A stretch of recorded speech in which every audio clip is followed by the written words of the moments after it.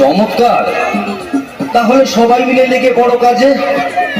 রাজ্যের যে যেখানে আছো সবাই মিলে ঝাড়ু ঝাঁটা নিয়ে ধুলো দূর করার কাজে লেগে পড়ো।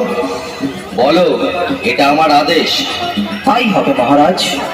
মহারাজ, আপনিও কি এই কাজে সকলের সাথে লেগে পড়বেন?